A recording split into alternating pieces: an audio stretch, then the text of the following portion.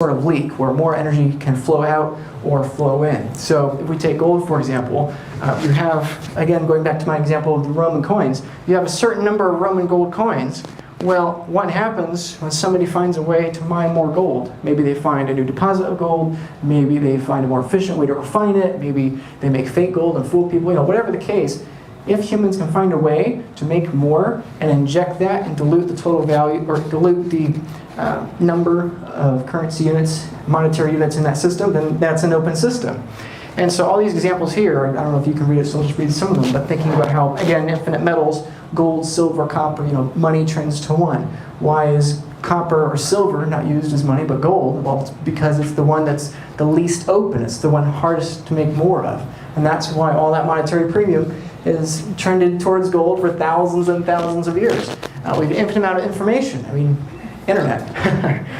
Infinite promises, derivatives, debt, media, real estate. One of the things about Boston that was interesting, Greg and I were talking about earlier, since we both have an interest in real estate, or history in it at least, is we were talking about how Boston's added more land. It was amazing to me flying in today how I see like some of these big, beautiful buildings that have been added in the last few years, and then these other places that look like it's mush, and if you put a shed in it, it would just sink to the bottom of the water. Or whatever. And it's fascinating that when the economic incentive was high enough, even for land, people were able to create more land. It's not just a matter of creating new acres of land, it's also about using land more efficiently and everything like that. So I believe there's an endless amount of real estate, more or less theoretically, and fiat cash, obviously, as the chart previously showed. Weapons, intelligence, population, prosperity, pretty much everything for the entire human history up to this point we've been able to make more of. And the theoretical perfect money would be a form of money that doesn't inflate or deflate. Because if you deflate it, that means you're directly stealing from people. And if you inflate it, that means you're indirectly stealing from people. So it seems to me the perfect money would be something with precisely a 0% inflation rate. One of the metaphors is that of a sinking ship versus a floating ship. You don't want a ship that is going to, somehow magically fly up into the sky and it's not floating anymore. You don't want it to sink. You don't want it to inflate or deflate. You want it just to be steady. Or like Michael Saylor says, you want it to be in orbit. You don't want it to fly out into outer space, but you also don't want it to crash back down to Earth. And that's kind of the idea here. What if we had a closed system that had no incoming new currency units, it had no destroyed currency units inherently in the ledger? That's the idea. What happens when you take an infinite amount of everything and you divide it by that underlying consistent number of units? So Wicked Smart, who I learned is in Boston. I don't think he's here tonight, but anyway, this is a chart that I think hammers it home the best. The orange line being Bitcoin, obviously, where one Bitcoin's always worth one Bitcoin. That's where that term comes from. But basically, one Bitcoin is worth 100% of a Bitcoin, and all these other assets here trend down against it. And when I talk to people, I often get utility mixed up. And the metaphor or the example, I say, it's not even a metaphor, it's literally true. The example I always come back to is that about oxygen. The most valuable thing in this room, in our lives, in our bodies right now, is oxygen. And that's literally true. The thing at which causes biologically the fastest fear response in the human brain is a lack of oxygen. More than water, more than shelter, more than safety, or whatever. A lack of oxygen is what is the, biologically speaking, most paramount and urgent need for us. And yet nobody's paying for it. The venue didn't charge us for it. I don't know the last time you paid rent for oxygen, but the reason that we don't use oxygen for money, even though it's the highest utility thing, quote unquote, is because its supply is infinite. It's an endless open system. You can go anywhere in the world, there's oxygen for miles up that way and thousands of miles that way. There's an endless amount of oxygen, so it doesn't work as money. And so it doesn't matter how valuable, we have some sound here.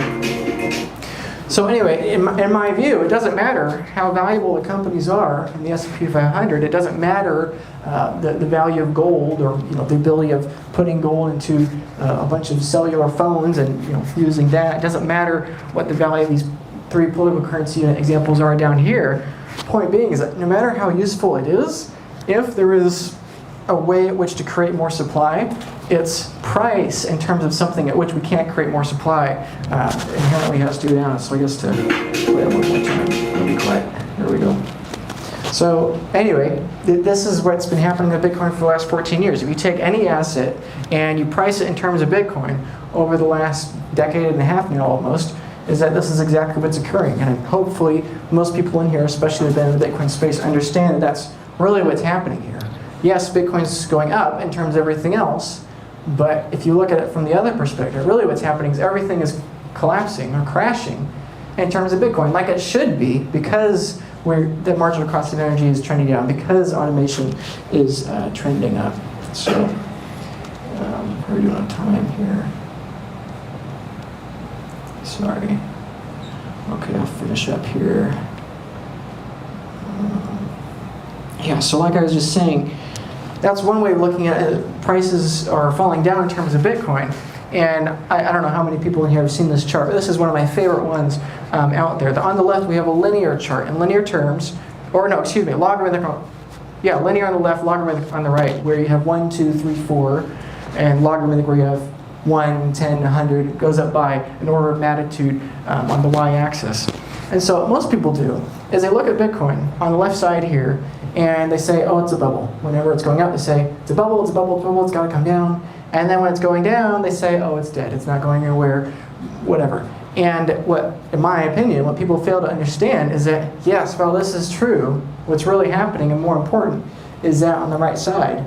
And people can argue that one's more valid than the other, but I think the logarithmic view is much more valid, because technology always, again, going back to energy, human population, everything else, is always exponential. And Greg and I earlier were having a great conversation about a hyperbolic adoption curve, and that's how the value of technologies happen. You have the discovery or the invention of something where it's worth basically nothing, and then it immediately goes from 0 to 1. It lifts off from being worth nothing to being worth something. Like take this group, mass adoption. This is what happened over the last year. This first hyperbolic action, it went from 0 members to your first meetup was what, 3 or 4 members? And now we've got over 100 people here perhaps, and many more online watching, and hopefully more people in the future, and at the events you have coming up this summer, and future meetups. And so what's happened last year for this group, and likewise other technologies, is to go from 0 to 1. And then, as they develop, as they grow, just like this group is growing now, they continue to trend up, probably with volatility, some more people join, some people leave, etc. And then eventually, the underlying technology or paradigm or protocol just takes over everything, more or less. And this is true with the locomotive, this is true with the printing press, this is true with the internet. I think that's probably the example that's most applicable to us. But basically, if we assume this tech adoption curve happens with Bitcoin in the same way of all these other technologies, I mean, if you overlay price, it's pretty much exactly what you would expect. And I think ultimately that's the strongest case for Bitcoin. Hal Finney, I don't know how many of you know who Hal Finney is, probably most of you, but 1 week after Bitcoin's launch in 2009, he predicted that Bitcoin would go to 10 million US dollars and take over everything in the world and all this, and of course, people thought he was a little crazy. He's like, okay, Hal, but but essentially what's happened over the last 14 years is that 2 years before Bitcoin crossed a single US dollar, Hal Finney was predicting this curve, more or less, and so far, that's exactly what's happened. And so considering the energy production is growing at an exponential rate, considering population is growing at an exponential rate, and considering Bitcoin's following a hyperbolic adoption curve, I think the most probable scenario is that that continues tomorrow. And if it continues tomorrow, it's probably going to continue next week. And if it continues next week, probably next year. And every day, every week, every month, every year it survives, the probability of continuing that curve, in my opinion, just gets stronger and stronger. So anyway, here's the inverse of that chart again on a logarithmic sign. That's basically what Hal predicted, that everything would trend to 0 against Bitcoin. So that's ultimately why this is one of my favorite designs here. I love the metaphor of the locomotive. And just to wrap on this point here, the locomotive I find really fascinating. Number one, because I loved trains when I was little. But also number two, much more important and applicable here, is that the train was actually multiple things. It was multiple paradigms. The idea, the term mass transit system, it doesn't make sense before a locomotive. It's like, how many people can you fill in a horse? The idea of having a system that transports a large number of people over a long space, it just doesn't make any sense until the train shows up. So it's the first mass transit system.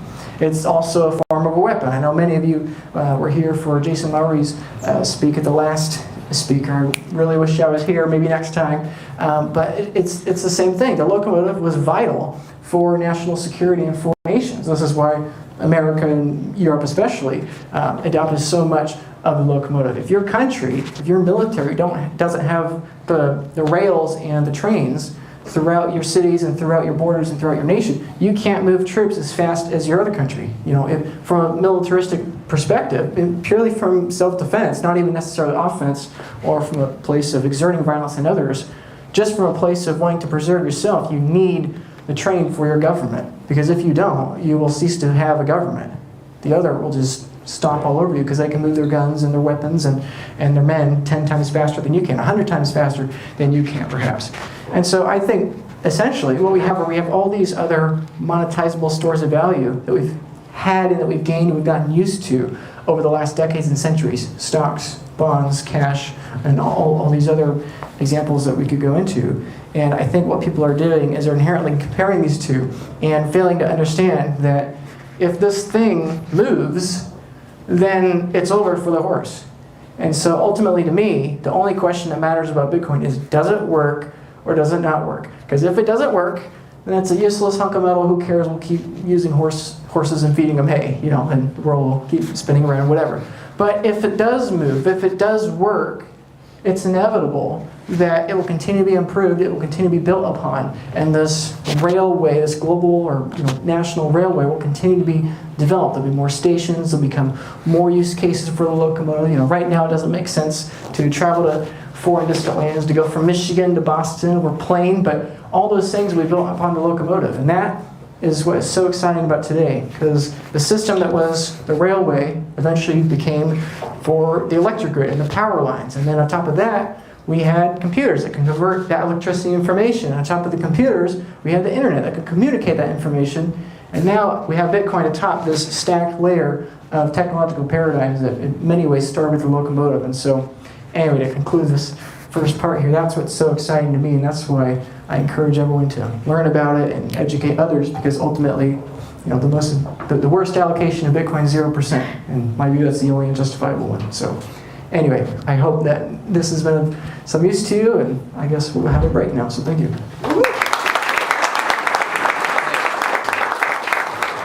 Yeah, let's take a break, grab a refill, go to the bathroom, and buy a raffle ticket, and let's try to get back here in 10 minutes, and we'll continue the talk. Is that good? Dude, awesome. That was good? Okay, Yeah, good. You're Good. nailing it. Okay, Great, dude. Thank you. Love it. Yeah. Thanks. Yes. Yeah. Yeah, right now. Okay. What's up, everybody? My name is Phil. I am selling Bitcoin education playing cards. If anyone has a 40 poker minutes? night with their 40 friends, minutes, that's what you wanted, right? great orange filling tool. Just come find we me. got started a Bitcoin little late, education so playing it's cards. fine. Okay. We got the developers. We got unit of account. We got scarcity. We got a card for everything. So if you're interested, come find me, and I'll give you a pack of Bitcoin education playing cards. Much love. You want to talk? Yeah. Say it. I'm Carol Indiana, and I do the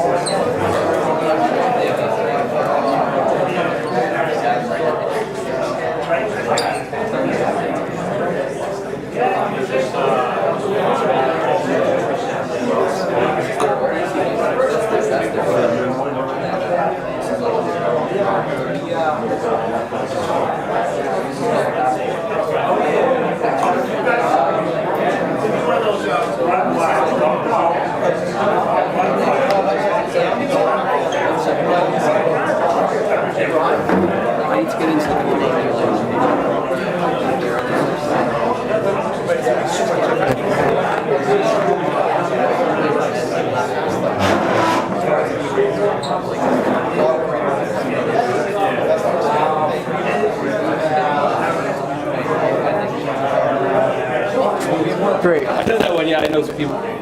That's right.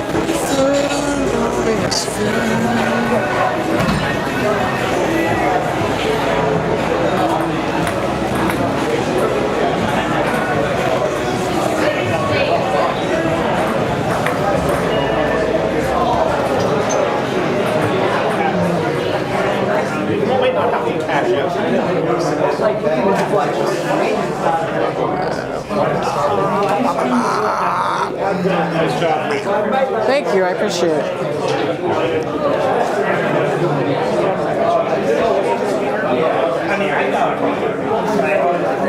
Hey, is it all working? Yeah, everything's good. Good. Initially, it was breaking off a lot because the internet wasn't good. I switched around the that's too internet a few bad. times.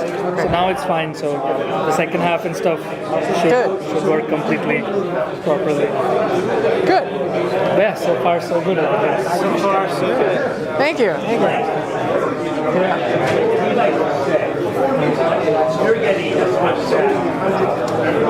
You are selling. Hi. Remember we spoke on Orange Collab? Yeah. Okay, yeah. You told me about the Airbnb. Yeah. So did you get any Remind me your name? Daru. Daru. Dadu? Okay, Dadu. Okay, Does it great. ring a bell? Yeah, no. Now I remember. I'm trying to. Yeah. So did you get in well and everything? Like you enjoyed it?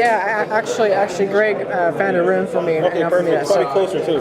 Yeah, it was closer, so that worked out perfectly. But I appreciate the recommendation. I'm not from here, so I don't know where to go. But it was beautiful. I loved riding around town and seeing. It was amazing. You know, all the old buildings and the new buildings, and yeah, it was great. So Yeah, you're in good hands with Jeff, man. He's a very respected person in the city. that's good. That's good. Even outside of the Bitcoin circle. Yeah. We drove by somewhere where he said his stores were and all that. So that's really nice. Jeff's just been around for a long time. So the fact that he's a Bitcoiner now is even better. There you go. He gets it. You get it. So Happy to hear you speak. I'm glad you came. It means a lot. Thank you. Hi. Connor, by the way. Pleasure to meet you. Connor? Yeah. Nice to meet you, Connor. And little one. I think I got a little bit. Oh, yeah, the youngest Bitcoin maxi here. There you go. I love it. Hey. Too young. Well, I'm glad you came. Is this your first time, or what's your story? I've been working with the guys for a while. Okay, Except great. I came to like third or fourth meetup. Great. It's awesome. The Boston Bitcoin scene guy. By yourself, where are you from? I'm Michigan. Okay, nice. Yeah, so I'm not from around here at all. So. I appreciate you coming out to the East Coast though. Yeah, it's great. It's you know, I'm quite busy, but Greg invited me, and I just had to say yes. It's like vacation, meet people, and you know, why not? So life's short. It's a fascinating point too. You know, I'm thinking like in 18 years, what's college going to be like? Seeing these tools, like I know. I mean, you know, you're going to pay a professor. yeah, a lot of people in my family are teachers, and they don't understand why I'm not finishing school and all that. And it's just, you know, it's really important. You know, this is, I think, honestly, the reason I am grateful I came to understand Bitcoin just because I love thinking about technology and stuff like that. And so for me, it's more or less what led me there. And you know, thinking about, you know, like my grandmother's 90 years old, and she talks about how they didn't have plumbing or whatever, and like, you know, then I have cousins her age that I don't know. I just wonder. I guess for me, I don't have kids yet, obviously, but I wonder, like, how could I teach my kids to think smart and be prepared for technology? Because that changes the way we interact with people and our morals and our careers. So. How can you pass that well to them? How can you make sure that they... Yeah, the knowledge. Yeah, not just, yeah. So, anyway, that's great. So, is this your first one? Or? My first one, yeah. Really nice.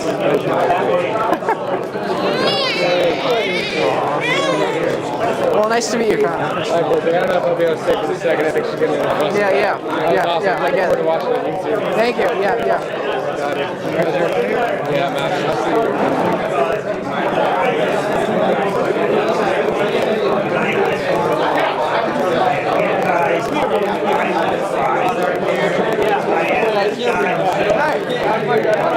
Hi.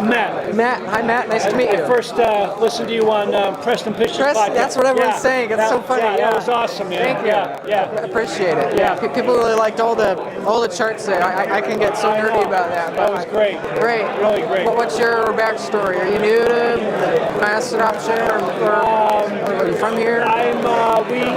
This is my friend Nick. We started, I guess last August was our first one when Mr. Greg Foss was here. Of course. That was awesome. And, unfortunately, we're just saying to George, we missed the Jason Lowry. We had to watch it. That's too bad. We had to watch it on YouTube, but still, that one blew my mind. Yeah, I just started his book. I'm like 50 pages in, and really, I've not had the chance to read it. It's like I read 4 or 5 pages. I have to digest. It's a real for like a month, and then come back to it. It's a mind bender for sure. Yeah, I can't imagine how it's going to be at the end. A year from now when I finish it, but it's a hell of a book. But such a great community. And how'd you get hooked up with Preston? Did he just find you because of your Twitter? I think he messaged me. Yeah. One of my threads, he was like, "Hey, we'll love talking about it." So awesome. Yeah, that was a great podcast. It was great. Yeah, he's such a good interviewer too. Oh yeah. I mean, the others have been great also, but Preston really knows what he's doing. He's a must-watch. Yeah. What was your name? George. Nice to meet you. Pleasure to have you. What? Pleasure to have you. Yes, thank you. Thank you for coming. It means a lot. Appreciate it. I think I heard about you somewhere, and I looked you up on YouTube, so I started I watched all your videos. Wow, thanks. Great, man. This is Thank what I you. want to hear. Something that's a little different, but it's like brings you to a different path down the rabbit hole. Appreciate it. Well, thanks, guys. I bet Craig wants to get going. Thanks. Thank you. Yeah. Vince, Luke. Nice to meet you as well. So, well, I'll stick around afterwards too if you want to talk. Yeah, thank you. Appreciate it.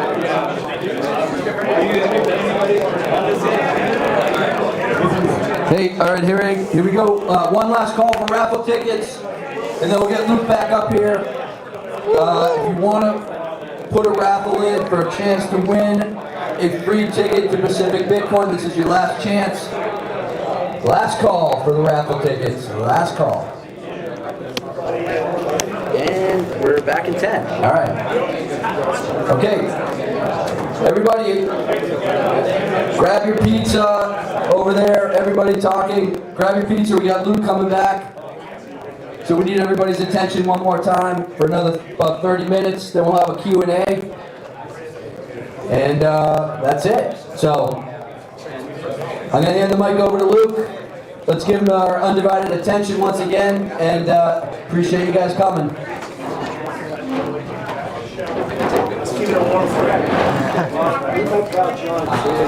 All right, thanks everyone. Appreciate it.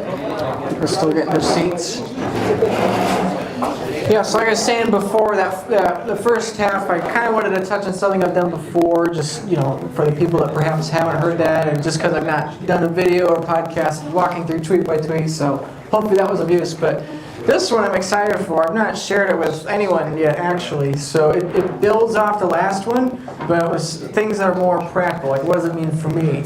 I genuinely believe I believe markets will follow through with max pain, if you know what I mean by that. And I think probably what will happen is that the majority of people that either own Bitcoin today or buy Bitcoin in the next 5 to 10 years will buy it at a given price, and then that price the fiat currency will go up by a factor of 50, 100, 1,000, 10,000, whatever amount, and then they'll sell. Because ultimately, let's be real about it, most people are buying Bitcoin in order to get more dollars.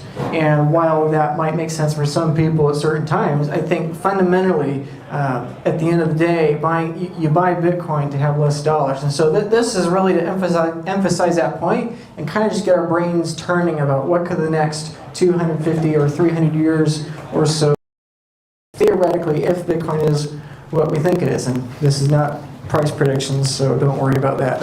I'll get into that later. But basically, the larger question that I find fascinating, I was just speaking with some people before that ultimately led me to Bitcoin in large part, was thinking about where in history are we? We have this story where there's like the ancient world, and we're in today, and what's the future going to look like, and how do I understand where I am in that story? Our whole lives we tell ourselves stories, and I think understanding where we are technologically is a really important part of that. So, human population. We're all humans. This is human population from long time ago to less long time ago to today. Now, most people look at this and they're like, oh my goodness, population's exploding, overpopulation. This is something that started about 200 years ago with the Industrial Revolution. And that, to a certain extent, is true. I mean, you look at this and it's quite stark. You have no people, and then a little people, and then all the people. But one of the things I really want to emphasize with this, I think this doesn't cater well to our brains that think in linear terms, is thinking about this in different periods of history. This whole idea of overpopulation, this whole idea of having too much pollution, or not enough land, or not enough food, or not enough energy, or not enough. This is nothing new. Rome was dealing with the same thing. The European colonies were dealing with the same thing. This idea and this problem or this fear of overpopulation being just down the road, it keeps getting pushed back and back and back. And I'll get more into why it keeps being pushed back and back, but we can look clearly at any specific period of history. It's the exact same thing. If you look about 6,000 years ago, it's the same case. Population is growing exponentially, going from 5 million to 15 million, tripling in that given period of time. We're going from 30 million in 3000 BCE to up to, 40 million or so to 100 million. It's the same story then. Thousands of years later, hundreds of years later. Same thing a couple hundred years ago. Same thing even farther back. Same thing in the transition from BCE to AD. And ultimately, again, the full chart in the end there. So what I think the full chart of human population does a disservice to is it does us a disservice in failing to understand that chart has been exponential the whole time. And this is one of the things, again, to go back to one of my favorites Jeff Booth talks about, is about how if you double the height of a folded piece of paper, inherently, the last 1, 2, and 3 iterations are the vast majority of the growth of the entire time. And that's the same case here. And anyway, I'll get to my larger point here. And so my speculation, my question is, what happens into the future? Right now we've got 8 billion people, just over 8 billion people, and the UN projects that that's going to probably peak towards the later end of the century and perhaps flatline or decline. Personally, as my personal speculation, I think as many people may know, the currently falling birth rate, I think it is in large part due to the fiat regime. As people are having their time squeezed tighter and tighter and tighter, that economically incentivizes split-parent households. That means less children. That means higher costs for childcare and everything like that. And so, if we think into the future, not a couple of decades here, no the date, but thinking the long-term future, what could we expect for the human population? And obviously, this is just a 23-year-old putting a little slide together, but I think it emphasizes a point. The point being that human population into the future should either grow or decrease. And which is more likely? Decrease is possible. Maybe we'll have some disaster. Maybe artificial intelligence turns on us. Or, you could list out 100 dangers of the future, and I actually think the largest dangers are in the future, not yet today. I don't think nuclear war is the largest danger that we'll face. But either we can be optimists or pessimists. Either population will continue to grow or it will decrease. And one of the thought experiments I love to think about with that is, what about our land use? What if we become 10 times more efficient, 30 times more efficient, 50 times more efficient at growing food per acre of land? The vast majority of land that humanity uses is for livestock and agriculture. And we're biased again because we live in cities and urban areas to think that the whole world's an urban area. But reality is there's a lot of land out there. There's a lot of energy out there. With the discovery of new forms of energy, it seems to me more probable than not that the population will continue to grow. Maybe 10 billion, 20, 12 billion, who knows? But it seems at some point in the future, it should be higher today, because that's exactly what's happened in every other society in the past. It doesn't matter where you are in the world or when you are in the world. Everyone thought there couldn't be more people, we can't have more energy.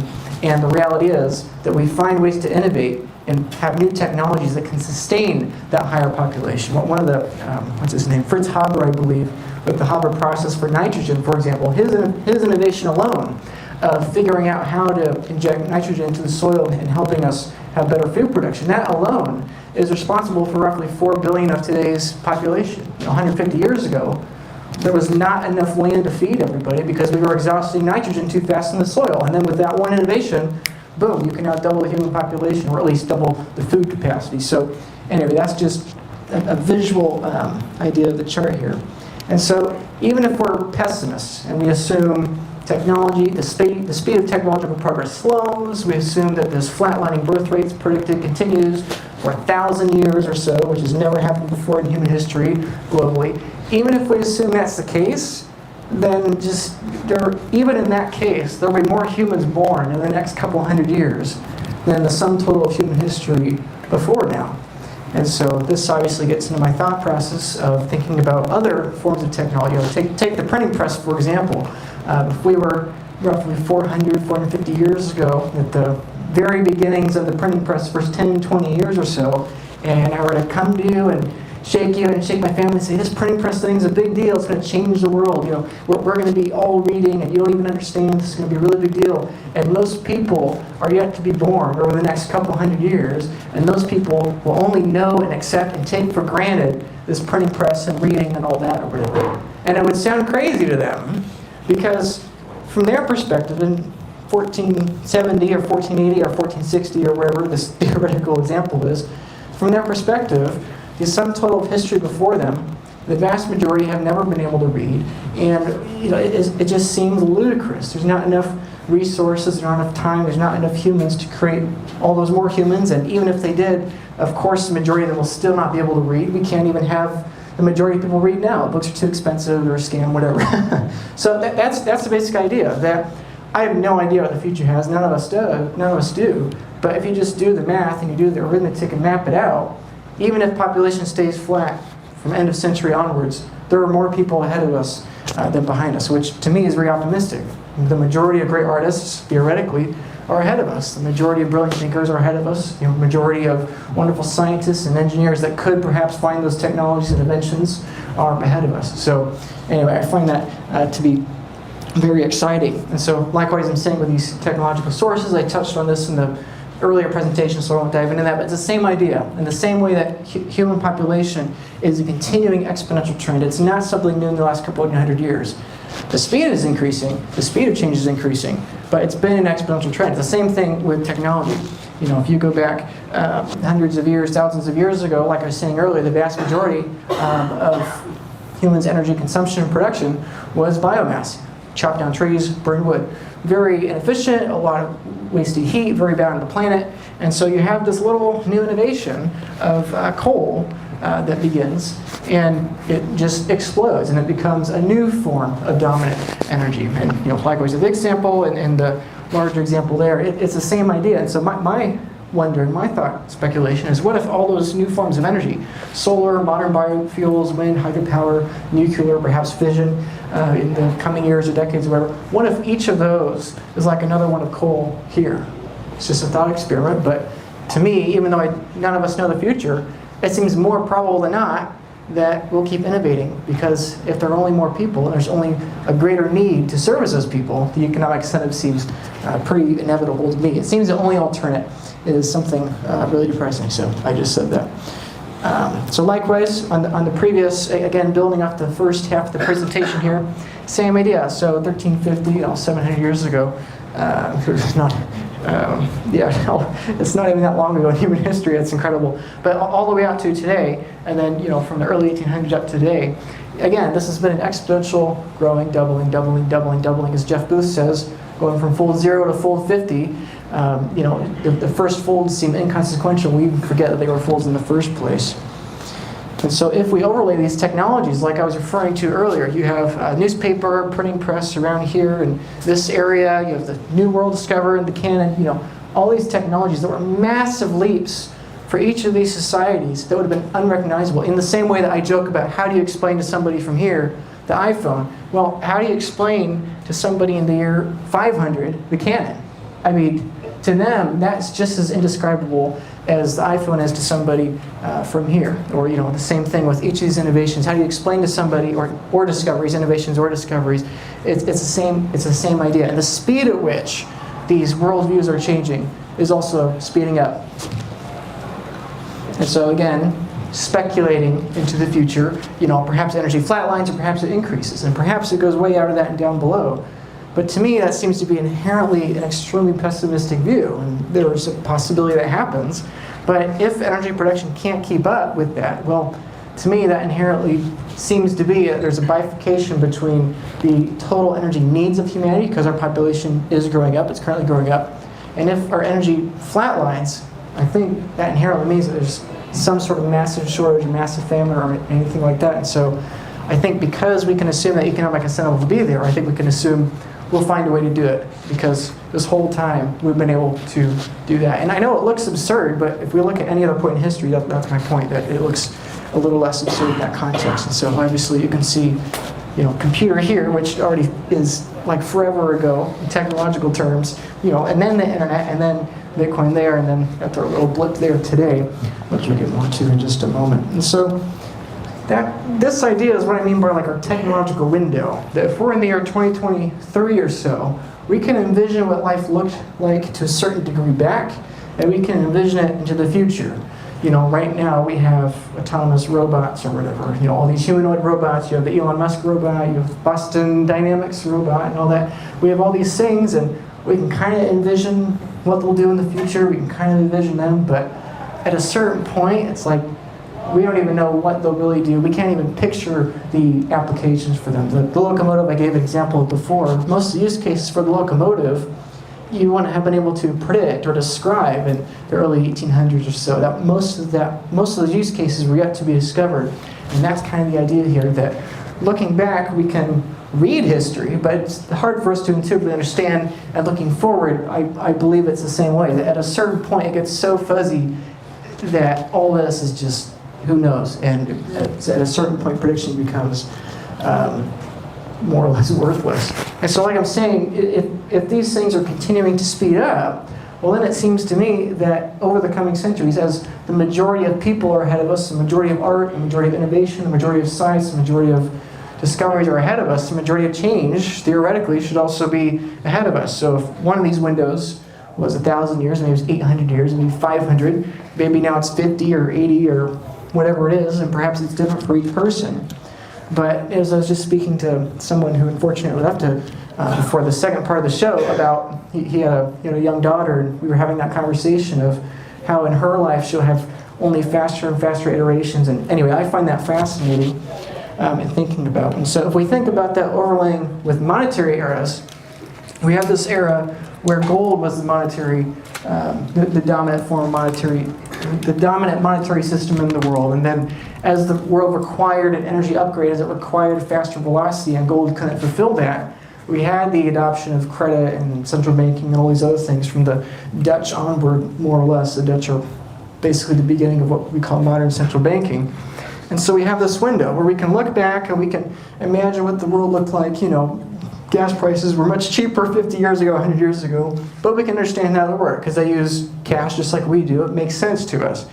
And so my question, my postulation is, we're 14 years into Bitcoin or so. We're not yet where Bitcoin's the monetary standard of the world, but what could that look like? If the majority of that is outside our window, is it even reasonable to try to predict what that could look like? And so my question being that if we go from an inferior and a former technological system into a new and a superior and a better technological system, how do you even price them between each other? It's like saying, how do you price a light bulb in terms of candle? How do you price an iPhone in terms of movable type? How do you price X and Y? It's like at a certain point, it becomes absurd because you're dealing with the world and artifacts, And so when it comes to predicting prices for Bitcoin, or we can joke about when's going to hit 100K or laserize to 100K or a million or 10 million or 100 million or whatever, but ultimately the point I'm trying to emphasize here is that if we just take these basic truths about, or these basic presuppositions and assumptions about technology being incongruent with other forms and other eras, seems to me that Bitcoin should cross theoretically every conceivable fiat price possible. You don't even need the hyperbolic chart that was laid out before. It's just that kind of mental framework that I have to emphasize. And so the cool thing to me that I get really terrified and excited about simultaneously is thinking about, wow, we're in like this window where the thing has been invented and it's not yet the dominant form. It's like being alive at the beginning of the printing press and realizing, wow, this thing is going to make everyone literate.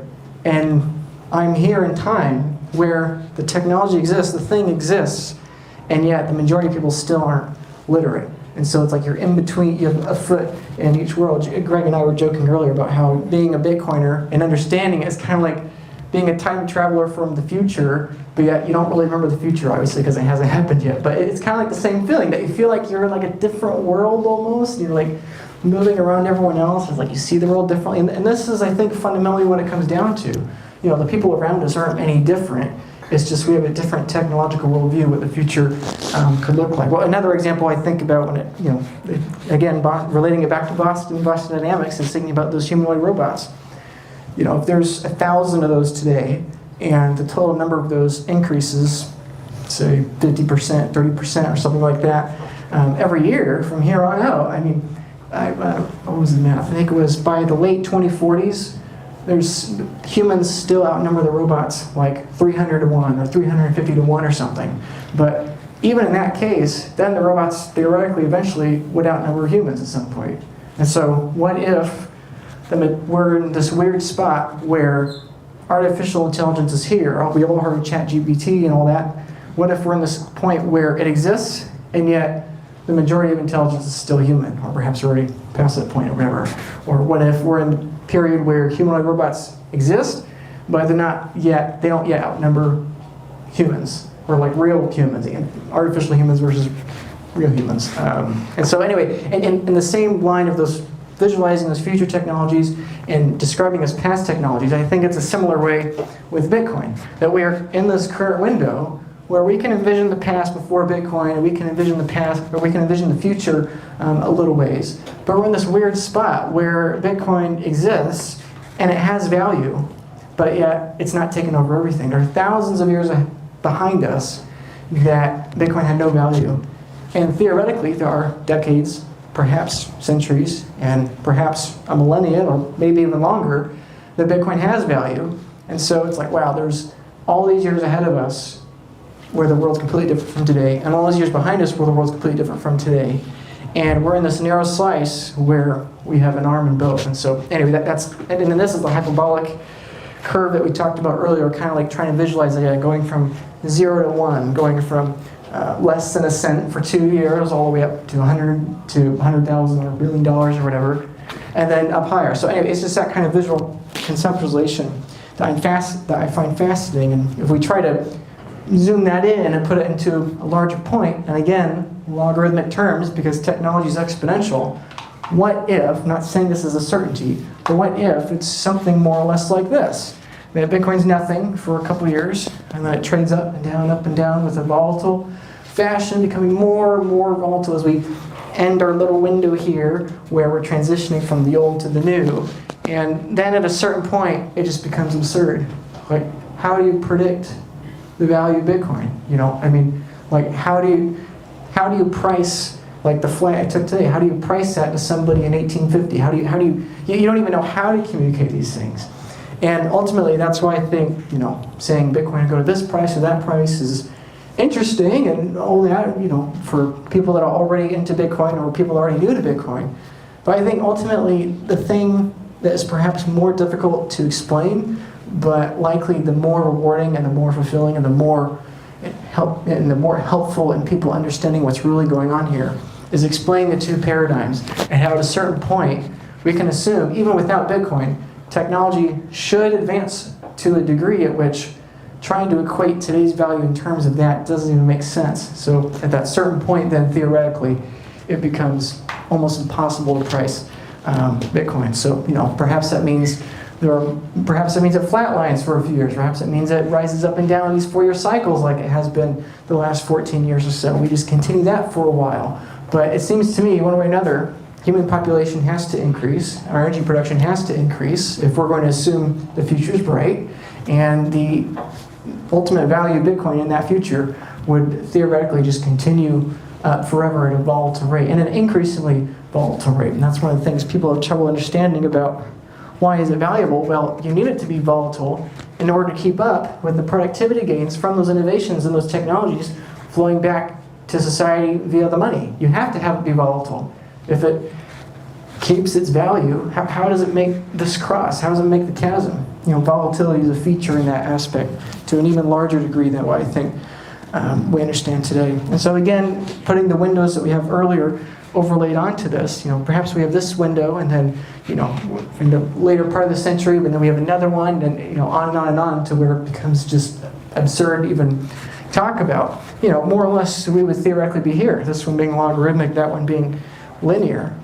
Basically, Bitcoin might go to 100,000, maybe a million, maybe 10 million a decade or two out or so, or whatever. But if we assume that the monopoly dollars will convert into real dollars, the real dollar should hit every exchangeable rate with the monopoly dollars, and they should cross that chasm into forms of innovation that we can't even articulate, which goes back to the beautiful thing that theoretically it's never too late for people to buy Bitcoin. It might be too late for them to convert former technology into new technology. It might be too late for them to convert bonds or cash or gold into Bitcoin because the exchange rate no longer exists. That might be too late. But theoretically, if you have an immutable form of money that can survive no matter the paradigm shifts of technology, well, then the beauty is that whether we're talking about people today or people 5 years from now or children or grandchildren, theoretically, no matter how valuable Bitcoin becomes, it should theoretically never be too late, because we can assume that the future has hope and the future is optimistic. And saving for the future is inherently optimistic. So you think that the productivity gains of the world are going to go down, well then, your problem is not saving a Bitcoin, your problem is saving it all. Why would you save if you think the future is inherently going to be pessimistic? So anyway, overlaying those three ideas together, population, energy, Bitcoin, it's kind of like the same idea. Who knows what's going to happen? But I think all three will trend together in whichever direction that is. Either they'll all go up together, or they'll all go down together. And so that's kind of my thought process and speculation there. And this is a fun little point about how, if we assume our tech window is out to the mid to late 21st century, well, the block reward will be 596 sats over here in the early 22nd century. And then 0 sats, obviously, in 2140, is almost surely all of us know. And so it's like, what if by the time the total block reward globally is 500, is basically 600 sats? What if that technology is already so advanced we can't understand it? It's like, how do you even price what these tiny amounts are? I mean, how do you do that? I don't know. And so, anyway, that's the basic point of this, is to emphasize to folks that probably, in my opinion, what will happen is that most people will buy here, or here, somewhere in here, maybe at 30,000 like it is today, or 300,000 like it will probably be in a couple of years, or 3 million, or even 30 million. People might buy these prices and then sell later to go back into cash. And it's like, there's never a right time to sell your ticket to a lifeboat to get back on the ship. There's never a right time to sell modern technology for ancient technology. And I think that will only become more clear to people in time, but I hope that thinking this way really helps people lower the time preference and educate others, not from a perspective, you gotta buy Bitcoin because it's gonna go up, but you gotta buy Bitcoin because it's a superior form of technology. And if it survives, then inevitably, the exchange rate to the former technology has to trend to zero forever until it's merely an artifact of the ancient world. So anyway, I hope this has been of interest and helpful to you. So anyway, thank you. Appreciate it.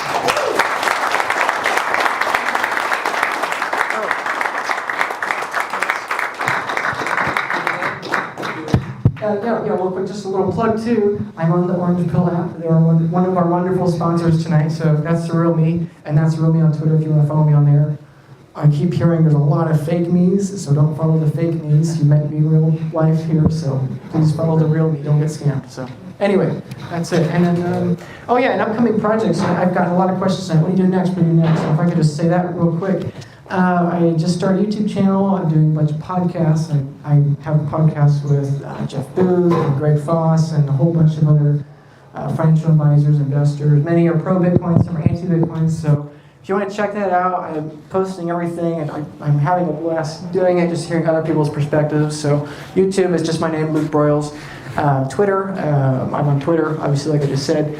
Miami and Toronto, I'm going to the Miami conference in May, and then I'm going to the Toronto one in, what is that, June? The Canadian Bitcoin? June 17th, there you go. Yeah, there you go. So yeah, I should be going to that too. They invited me there. I'm really appreciative of that, and then I'm working on some other projects that will come down the pipe later. So anyway, thanks. Yeah, if you're interested, I'm in town in Boston here for a few more days this weekend and early next week. If you want to meet up, grab coffee, lunch, or whatever, feel free to message me on either Twitter or comment me on Twitter or message me on the Orange Pill. I'd love to meet you. I'm just hanging around, working, exploring, and seeing the city. So I'd love to meet I'd love not just see the buildings and the things here. I'd love to meet some of the people here too. So anyway, if you want to meet, just message me. I'm more than happy to meet you. So anyway, thank you for having me. I really appreciate it. And Jeff and Greg. So thank you very much. Any questions? Yeah, questions. Q&A.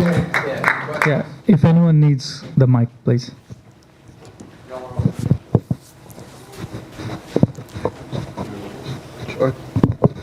Hello, Luke. Hello. I had an interesting thought last night, and I wanted to see if it goes along with your theories or changes your theories.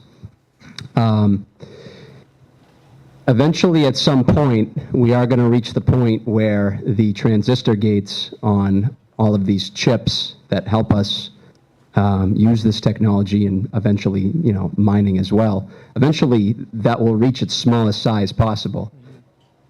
Do you think that that's going to have an impact on the acceleration of these curves? Do you think that's going to cause people to more or less ape into mining, for lack of a better term? What do you think about that as an impact on technology and the growth of these trends? Yeah, I think the only respectable answer to that is I don't know. I mean, it's one of those, going back to the examples of other technologies, it's like, I love reading history, and so many times we thought, oh, this is impossible, or this is the end, or whatever, and then we either find, oh, that wasn't the end, and it continues, or via some other different mechanism where we pivot or something like that. So I don't know. I do think that's an interesting question, but I think the economic incentive is there to find a solution or pivot to some new thing. So, I mean, perhaps that's a challenge to Bitcoin. Perhaps it is. But in my view, even if Bitcoin has a 90% chance of failing to some event like that, I mean, the best case scenario for the dollar is it declines 99% over the next century. Forget hyperinflation, forget BRICS, forget all this other stuff. Like, our best case scenario is the dollar loses 98, 99%. So, I mean, yeah, I don't know, but I know even if that's an existential threat to Bitcoin, I'd rather have that than bonds or cash. So, anyway, that's just a rambling. Thank you. We all kind of probably either read Saif Dean's book or got involved with some kind of reading. My question is, where did you exponentially gain some knowledge? Because you started somewhere, and then you read a little bit more, and then you maybe had a just huge growth, because clearly you're an intellectual and you're probably a lot smarter than me and other people. But where was that? Yeah. Where can I find that knowledge besides talking to people? I'd say the thing that did it for me was really understanding immutability and the fact that no human could change it. With my personal beliefs, I believe that all humans are, fall short of perfection, let's say. And so one of the things that really helped me go into hyperdrive about learning about that was realizing that even if I was in control of the money supply, or even if I was in control of setting up a board of other people that would control my, and realizing that no matter who's in office, no matter who's the supreme dictator, no matter what collective or on a global board or whatever, like, nobody can do it right. Not even me. And that's not to say I'm better than anyone else. That's just to say we all have a bias towards ourselves. And I think that's a big part of the ego death that people talk about when it comes to Bitcoin. Is that, and I think it's ultimately the reason people ignore it, is because buying Bitcoin and understanding Bitcoin is inherently admitting that no human can do this job. Like, it's not even good or bad. It's like no human can do it. Inflation is inherently theft. And I think realizing that, for me, really emphasized that, okay, this is something completely different than everything else, which I think then helps one understand, oh, this isn't like a security, this isn't like this other thing. So, and that's not so much like an answer that makes everything make sense, but to me, that's the realization that I've seen in myself and I've heard from other people that really encourage them to keep learning obsessively, because once you understand that, then I think it becomes clear how it's different from everything else. And so the only question is what happens from there, what the implications of that. So, Thank you. Great answer.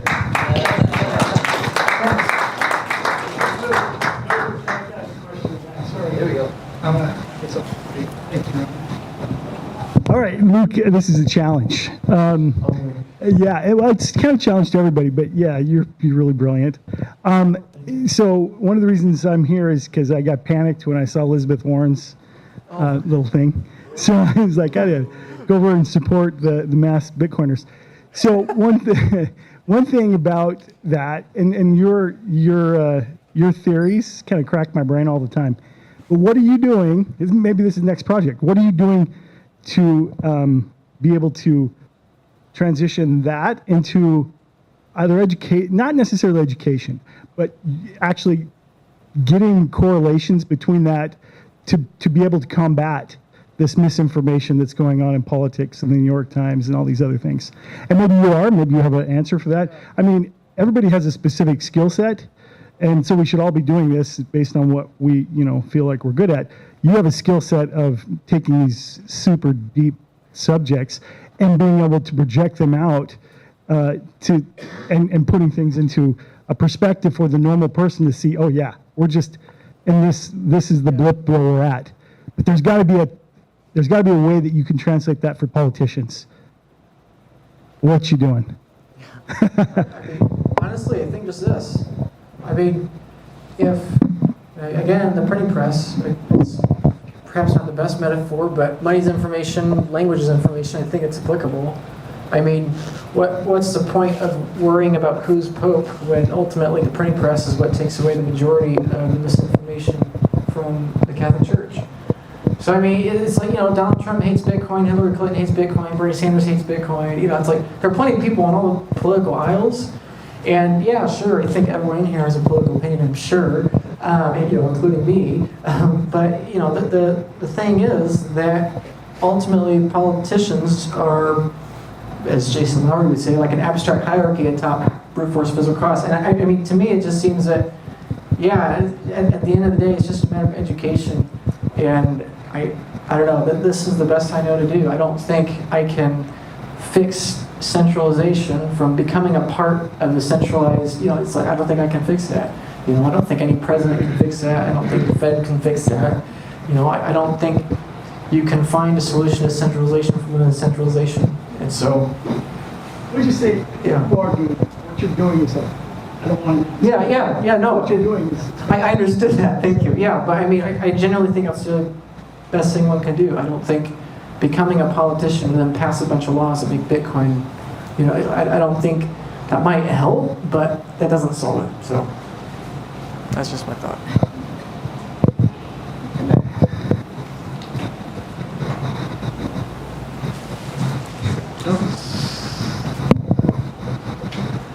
Luke, first I want to say thanks for coming to Mass. I really appreciate you coming here. I'm sure Greg and Jeff appreciate you showing some love to mass adoption. One of your charts had a graph showing human energy production and energy consumption. And I think that anyone in the room that spent any time really learning about Bitcoin has realized that any time in the past humans have been able to harness a new form of energy, we flourished, right? When you look at local or global leadership, there's a lot of pushback against energy consumption and energy production. Do you feel like that is short-sightedness from global leaders, and they don't see what you just presented, or do you think it's a fear of losing control of humans once we're able to harness energy more effectively and flourish? In your opinion? Yeah, I mean, this gets to the whole climate change, energy, that gets more political, but I mean, my view is that I think it's wrong to try to limit the number of humans or the amount of energy they can use. Yeah, I do think politicians are definitely short-sighted there. I think a lot of them have good intentions and are just doing it in a horrible way. And irony is causing the exact problems they're trying to prevent. And I do think there's a lot of other politicians that have bad intentions. Not naming names, but I think that's up to everyone's own determination. But yeah, I think fundamentally when it comes down to it, having a perpetual climate overpopulation and pollution crisis down the line and using that as justification for allocating the newly created funds, I think that's an effective strategy for getting voters. And it's not just the more typically left-leaning folks. I think, the more military perspective, I think that's valid too. It's easy to scare people into voting for you when you can perpetually have this intangible enemy you need more government spending for. You have this intangible climate crisis. And so, I mean, anyways, like these are real problems. Obviously they're unmilitary and obviously we can't pollute the world, but yeah, I think it's short-sighted, and I think government should spend less time restricting things like nuclear energy or hydropower or whatever. And it's really it's baffling, I mean, we all saw with COVID and the lockdowns, it's like, we're trying to save energy, but ironically we've diverted to more, to less efficient uses of energy to fix it. It's completely nonsensical. And for me, what really gets to my heart is limiting energy on the developing world, because it's like, I was in Guatemala back in February, it feels like forever ago. But we were installing stoves, and it's like the same idea on a very localized basis, but they had these open wood fires in their homes. All their children were breathing this smoke. It was horrible for cancer. It wastes so much time. They're chopping down so many trees. They're going to run out of forests. It's like all these problems, environmental, health, they're all related, and they all come back down to energy. And this organization is installing stoves to help them have less heat waste, so their foods go more efficiently, less trees are cut down, less cancer, lung cancer, and so it's like all these things, and I think it's evil to say that you have to use less energy, and I think the only right answer is to upgrade everyone to more efficiency, less health problems, less environmental problems. Like it's not zero sum. I think we can have more humans and more energy and have lower pollution in the world than we do today. So anyway, there's a lot there, but yeah. Any other questions? You said humans need not apply, should be updated. Does that represent Bitcoin or something else? Oh no, it's just like videos like 5 or 6 years old. I mean, it's aged pretty well, but I wish he would add new stuff. So, but yeah, I think that's a great video just because. Anyway, he's very sarcastic, and it's I don't know if you've seen it or not, but it's just very funny. Yeah, that's great. That's great.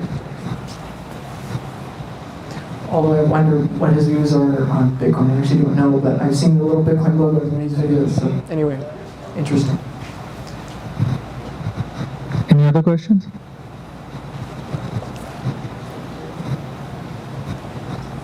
Great, one more. I didn't even think of this, but what do you think about Bitcoin in space? Is that possible?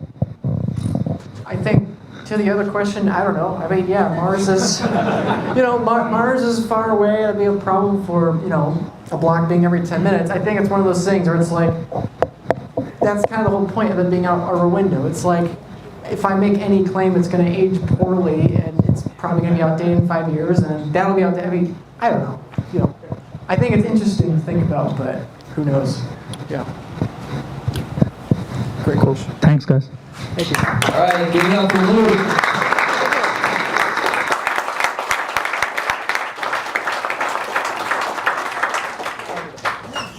I just want to thank everybody for coming out tonight.